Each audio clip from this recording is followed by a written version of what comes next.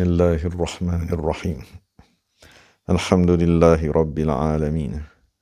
Wassalatu wassalam ala sayyidil mursalin wa ala alihi wa sahbihi ajma'in.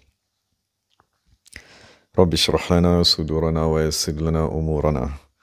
Wahlul 'uqdatam min alsinatina yafqahu aqwalana. Thabbit aqdamana wa tammim taqsirana ya rabbana rabbal alamin.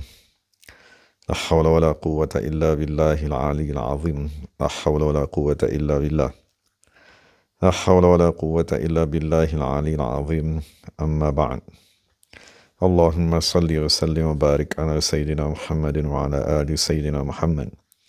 Astaghfirullah alladhi la ilaha illa huwa ar-rahmanir rahim.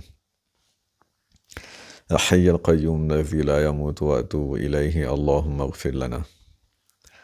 Alhamdulillah, kita bersyukur kepada Allah Subhanahu wa taala kerana dapat sama-sama dalam pengajian kitab Qala'idul Jawahir yang dikarang oleh Syekh Muhammad ibn Yahya Tadafil Hambali radhiyallahu anhu pada menyatakan riwayat hidup Sultan al-Awliya Syekh Abdul Qadir Jailani.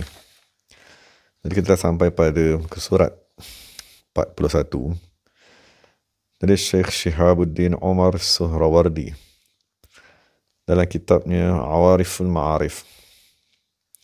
Dia berkata, sebahagian orang soleh bertanya kepada Syekh Abdul Qadir Jailani, mengapakah kamu berkahwin?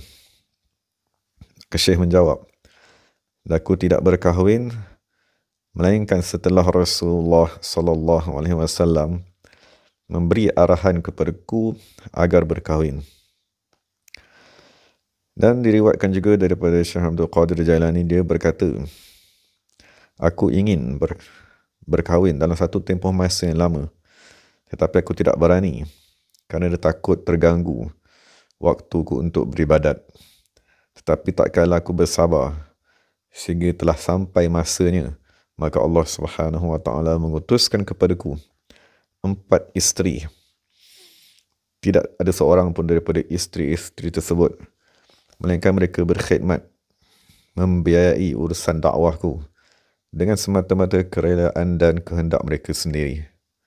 Maksud difahami daripada perkara tersebut, isteri ialah pembantu utama dalam usaha dakwah yang dilakukan oleh suami, sebagaimana Sayyidatina Khadijah radhiyallahu anha membantu Nabi Muhammad sallallahu alaihi wasallam.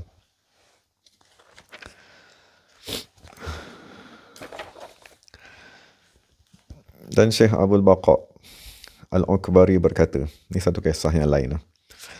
Satu hari aku melintas di sebelah majlis Syekh Abdul Qadir Jailani, dan aku tak pernah pun sebelum ini bertemu dengannya, dan aku tidak pernah mendengar percakapannya. Maka aku berkata di dalam hatiku, aku nak menghadiri majlis ini dan aku nak mendengar percakapan orang yang bukan Arab ini. Maksudnya Syekh Abdul Qadir Jailani, dia dipanggil sebagai Al-Ajami, maknanya orang yang membesar, yang bahasa asal pertuturan ni lah bukan bahasa Arab. Maka Syekh Abdul Baqa pun masuk ke dalam madrasah. Maka aku mendapati Syekh sedang bercakap. Maka tiba-tiba Syekh menghentikan percakapan. Lalu Syekh berkata, ya a'mal aini wal qalb, wahai orang yang buta mata zahir dan mata batinnya. Macam kita maklum, Syekh Abu Baqa Al-Ukbari radhiyallahu anhu, dia adalah salah seorang penulis kitab di salah seorang ulama bahasa Arab yang matanya buta. Lalu Syekh berkata, ma tasna'u bi kalami hadzal ajami, apa yang kamu nak buat dengan percakapan orang yang bukan Arab ini? Maka Syekh Abu Baqa berkata, aku tak dapat menahan diriku. Lalu aku memanjat kepada kerusi Syekh dan aku membuka penutup kepalaku dan aku memohon daripada Syekh untuk memakaikan kepadaku khirqah. Lalu Syekh melakukan. Kemudian Syekh berkata kepadaku, wahai Abdullah, kalaulah tidak Allah Subhanahu wa taala telah memperlihatkan kepadaku penghujung urusan kamu, nescaya kamu akan binasa dengan segala dosa-dosa. Masuklah di dalam kumpulan kami, sesungguhnya kamu telah menjadi salah seorang daripada kami. Moga-moga Allah Ta'ala meridai kita semua. Dan dalam satu kisah yang lain, Syekh Abu Abdin Al-Qazwini. Dan Syekh Ahmad berkata, tak kala terkenal, maksudnya apabila Syekh Abdul Qadir Jailani sudah menjadi terkenal di negaranya, maka 3 orang daripada Jailan, maksud negara asal, 3 orang syekh daripada negara Jailan datang menziarahi Baghdad. Dan mereka masuk kepada madrasah Syekh Abdul Qadir Jailani. Dan mereka meminta izin. Lalu mereka mendapati Syekh Abdul Qadir Jailani sedang duduk dan di tangannya sedang memegang kitab. Dan mereka melihat cari air untuk berwuduk dihadapkan kepada selain daripada arah kiblat. Dan khadam berdiri di sebelahnya. Lalu mereka pun memandang sesama sendiri seolah-olah mengingkari bagaimanakah cerik tadi tidak diletakkan kepada arah kiblat. Maksud itu daripada disusun mereka salah daripada segi adabnya. Dan bagaimanakah khadam tadi cuai di hadapan syekh tersebut. Maka syekh pun meletakkan kitabnya dan memandang kepada tetamu 3 orang tadi dan kepada khadam tersebut. Maka tiba-tiba khadam tadi jatuh mati. Dan syekh memandang kepada ibrit, kepada cerik tadi. Maka serta-merta cerik tadi berpusing kepada arah kiblat. Dan ditanya, jadi ini kisah yang lain lah. Maksudnya ditanya Syekh Abdul Qadir Jailani, kenapakah dia digelar ataupun dipanggil dengan nama Muhyiddin, penghidup agama. Maka Syekh berkata, satu ketika aku sedang berjalan pulang daripada berjalan berseorangan di padang pasir. Satu hari pada hari Jumaat tahun 511 Hijrah di kota Baghdad, aku sedang berjalan tidak memakai slipper. Maka tiba-tiba aku melintas di sebelah seorang lelaki yang sakit, yang mukanya amat pucat, badannya amat kurus. Maka orang tadi berkata kepadaku, Assalamualaikum ya Abdul Qadir. Maka aku pun menjawab salamnya. Maka orang tadi berkata, dekatlah kepadaku. Maka aku pun mendekatkan diri kepadanya. Maka orang tadi berkata, dudukkan daku. Lalu daku mendudukkannya. Maka tiba-tiba jasadnya menjadi sehat, menjadi sempurna. Dan warna kulitnya menjadi cantik semula. Maka daku berasa takut daripada orang tersebut.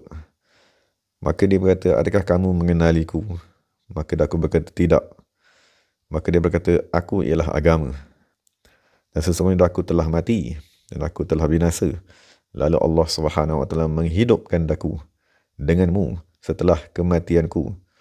Maka aku pun meninggalkan orang tersebut dan aku pergi ke masjid. Maka tiba-tiba seorang lelaki bertemu denganku. Dan dia tadi memanggil, wahai Sayyidi Muhyiddin. Maka apabila aku pergi menunaikan sembahyang, manusia datang, mencium kedua tanganku dan berkata, wahai Muhyiddin, wahai Muhyiddin. Padahal aku tidak pernah dipanggil dengan nama tersebut sebelum daripada peristiwa tadi.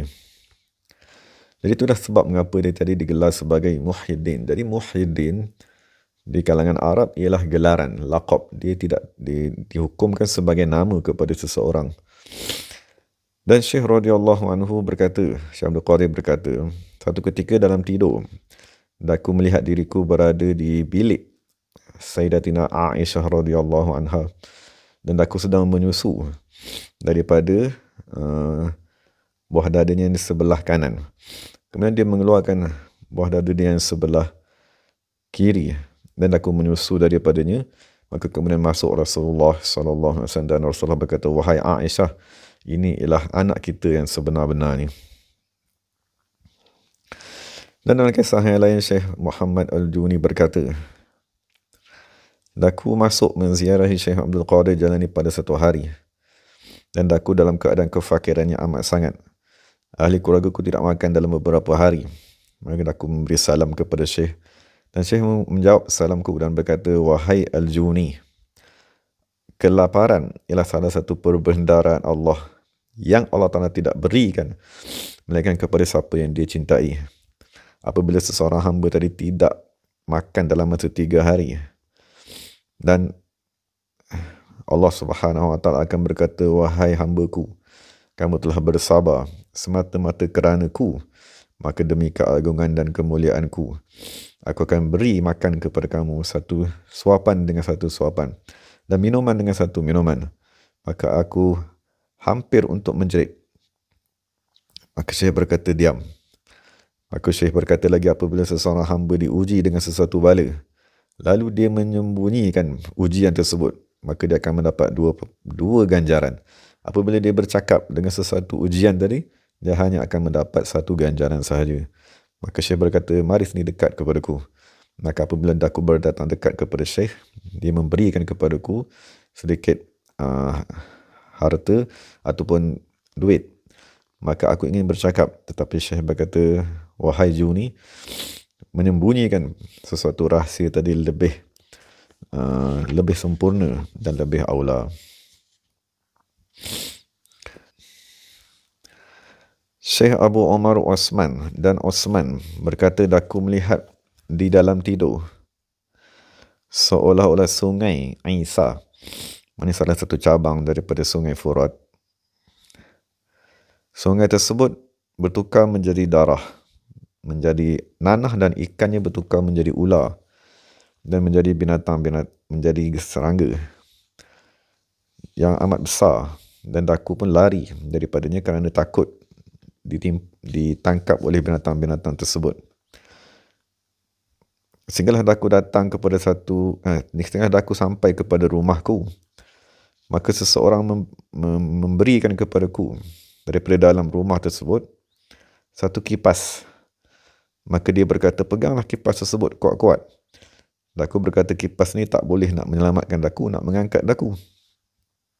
Maka orang tadi berkata, keimananmu akan mengangkat kamu. Peganglah dengan kipas tersebut. Lalu aku pun memegang kipas tadi, maka tiba-tiba aku berada bersebelahan dengan orang tadi di atas satu singgasana di dalam rumahku. Maka tiba-tiba ketakutanku menjadi hilang. Maka aku berkata, demi Allah yang mengurniakan kamu kepadaku, siapakah kamu? Maka orang tadi berkata, aku ialah Nabi kamu Muhammad sallallahu alaihi wasallam. Maka aku pun menggeletar kerana ketakutan, kegerunan kepada baginda sallallahu alaihi wasallam. Maka aku berkata, wahai kekasihku, wahai Rasulullah, mohonlah daripada Allah Ta'ala agar aku termati di atas kitab dan sunnah. Maka Nabi sallallahu alaihi wasallam berkata, ya, dalam keadaan guru kamu ialah Syekh Abdul Qadir Jailani. Maka aku berkata lagi, wahai Rasulullah, doalah agar aku termati dalam berpegang dengan kitab dan sunnah. Maka Rasulullah berkata, ya, dalam keadaan guru kamu ialah Syekh Abdul Qadir Jailani. Aku berkata lagi, wahai Rasulullah, mohonlah daripada Allah agar aku termati di atas kitab dan sunnah. Maka Nabi berkata, ya, dalam keadaan guru kamu ialah Syekh Abdul Qadir Jailani. Dan aku bangkit daripada mimpi tersebut, dan aku menceritakan mimpi tadi kepada bapaku, dan kami pun pergi menziarahi Syekh Abdul Qadir Jailani. Maka pada hari tersebut Syekh sedang mengajar di rumah zikirnya. Lalu kami mendapati dia sedang berkata-kata, sedang berceramah, dan kami tak mampu untuk duduk berdekatan dengan Syekh kerana terlampau ramai manusia. Maka kami pun duduk di hujung sekali. Lalu Syekh memberhentikan percakapannya dan memanggil kami. Maka kami tadi dibawa menghadap kepada Syekh. Lalu Syekh tadi memandang kepada bapaku dan aku berada di belakang. Maka Syekh tadi berkata kepada bapaku, wahai manusia yang lemah akalnya, mengapa kamu tidak datang kepadaku, melainkan setelah diarahkan oleh dalil, diarahkan oleh Nabi Muhammad sallallahu alaihi wasallam. Maka maksudnya Syekh bagi tahu, setelah mimpi baru kamu dah datang. Mengapa kamu tak datang sebelum daripada mimpi tersebut? Maka Syekh pun memakaikan jubah yang ada kepada bapaku dan memakaikan kepadaku kopiahnya yang berada di atas kepalanya, dan kami pun duduk bersama-sama dengan manusia. Maka kami dapati jubah yang dipakaikan kepada bapaku itu macam terbalik. Maka bapaku ingin membetulkannya. Maka Syekh berkata, tunggu sehinggalah manusia semua pergi. Maka apabila Syekh telah turun, maka bapaku ingin membetulkan jubah tersebut. Maka tiba-tiba jubah tadi jubah tadi serta-merta betul dengan sendirinya. Maka bapaku pun pengsan dan manusia pun semua terkejut dengan perkara tadi. Maka Syekh berkata, bawa mereka kepadaku. Lalu mereka pun membawa daku dan bapaku ke satu kawasan yang bernama Kubbah Al-Awliya, tempat di mana ramai wali-wali Allah datang, dari jalur ghaib datang ke tempat tersebut. Lalu Syekh berkata, siapa yang penunjuk dalilnya, orang yang ialah Rasulullah SAW dan gurunya ialah Syekh Abdul Qadir Jailani, bagaimanakah perkara tersebut tidak menjadi satu keramat kepadanya? Ini ialah keramat kepada kamu. Kemudian Syekh tadi meminta di bawah alat tulis dan kertas. Lalu Syekh tadi menulis kepada kami ijazah pemakaian khirqah radhiyallahu anhum ajma'in. Dan Syekh Abu Bakr Al-Qimi berkata dalam kitabnya, meriwayatkan kepada Syekh Abu Bakar Al-Umari Daqaq. Dia berkata, daku di awal perjalananku bekerja sebagai penjaga unta, pembawa unta untuk berjalan ke Mekah. Maka satu ketika bertepatan denganku seorang lelaki daripada Jailani pergi haji. Maka apabila orang tersebut rasa sakit dan ingin meninggal dunia, maka dia berkata, wahai orang yang bekerja, pemandu jalan yang menjaga unta, maksud dia memanggilku, dia kata, ambillah kain ini, ambillah, di dalam ni ada 10 dinar, dan serahkan dia kepada Syekh Abdul Qadir Jailani. Kemudian orang tersebut meninggal dunia. Jadi apabila aku sampai ke Baghdad, aku ingin untuk tidak menyerahkan duit tersebut kepada Syekh, kerana aku berkata tak ada siapa pun yang tahu apa yang berlaku antara ku dan antara orang yang mati tersebut melainkan Allah. Maka satu hari aku sedang berjalan, maka tiba-tiba Syekh Abdul Qadir Jailani datang menghadap kepadaku dan memberi salam, dan dia bersalaman denganku dan dia memegang tanganku dengan kuat. Maka dia berkata, wahai manusia, mengapakah kamu dengan semata-mata 10 dinar kamu mengkhianati Allah dan mengkhianati amanah orang yang mati tersebut, dan kamu melarikan diri daripadaku? Maka aku serta-merta jatuh pengsan. Dan Syekh pun pergi. Maka apabila aku sedar daripada pengsan, aku kembali ke rumahku dan aku mengambil 10 dinar tersebut dan aku menyerahkannya kepada Syekh Abdul Qadir Jailani. Dari itu beberapa kisah daripada riwayat hidup Syekh Abdul Qadir Jailani. Dari kitab yang nyatakan, moga-moga kita mendapat manfaat daripada kisah yang diceritakan, dan moga-moga kita mendapat pengajaran dan segala yang baik daripada Allah Subhanahu wa taala, segala salah silap daripada diri saya sendiri. Wa aqulu qawli hadza wa astaghfirullahal azim li wa lakum wa lisairil muslimin wal muslimat. Bismillahirrahmanirrahim. Alhamdulillahirabbil alamin. Wassalatu wassalamu ala sayyidil mursalin wa ala alihi wa sahbihi ajma'in. ربنا آتنا في الدنيا حسنة وفي الآخرة حسنة وقنا عذاب النار. اللهم احفظ شر الصباح الدين ورزقه صحة وعافية وسلامة وعافية الدائمة. ربنا هب لنا من أزواجنا وذرياتنا قرة أعين واجعلنا للمتقين إماما. سبحان ربك رب العزة عما يصفون وسلام على المرسلين والحمد لله رب العالمين. قبل الله منا منكم. Terima kasih kepada semua sahabat-sahabat. Assalamualaikum warahmatullahi wabarakatuh.